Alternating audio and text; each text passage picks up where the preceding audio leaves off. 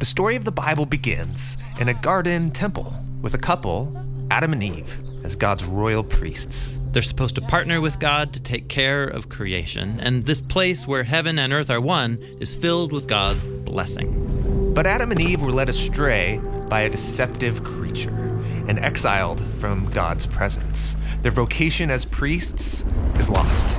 And with that, all humanity descends into violence.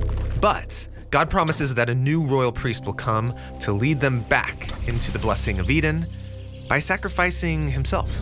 So later on, we meet a new couple, Abraham and Sarah. God promises that through their family, the royal priest will come to restore the Eden blessing, not just for them, but for all the nations. And so it's this family that grows to become the Israelites.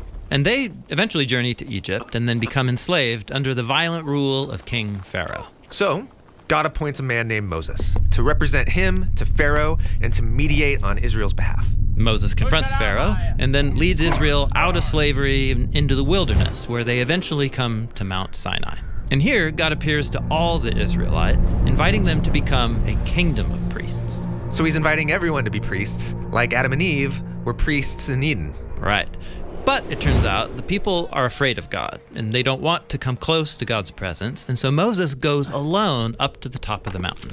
And up there, Moses famously gets the 10 Commandments, the first two being, worship Yahweh alone and don't make idol statues. And Moses sees some really amazing things up there. First, he sees God's heavenly temple, and then also a blueprint of it called the pattern. All right, the plans for the construction of the tabernacle.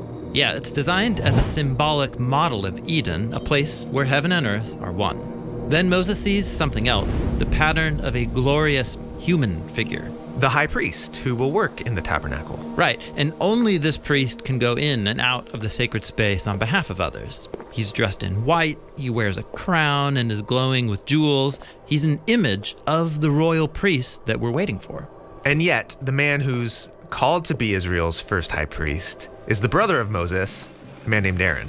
And while Moses is up seeing all of this, down at the foot of the mountain, Aaron is misleading the people by making an idol statue of God. So the soon-to-be high priest is breaking the first of the 10 Commandments. Yes.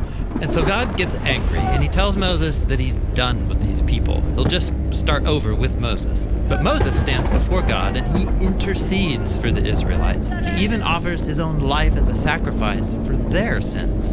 And while God doesn't take Moses' life, he does forgive the people like Moses asked. And so when Moses comes down from the mountain, he's shining, just like the high priest that he saw in his vision. It's like he's the real priest that his brother was supposed to be, but failed. And from here, the tabernacle is built. And then Aaron's family is installed to the priesthood. But really, even after this bad start? Yeah, and actually things get even worse. God gives Aaron and his sons really precise instructions on how to act as the priests. And then on their first day on the job, Aaron's 2 sons violate God's commands. And because they're in a place of great privilege and responsibility, God deals severely. They die inside the tabernacle. Things are not looking good for the priesthood of Aaron. Right, both Aaron and his sons have failed in their priestly role. And this begins to make us think maybe God's people need a different kind of priesthood.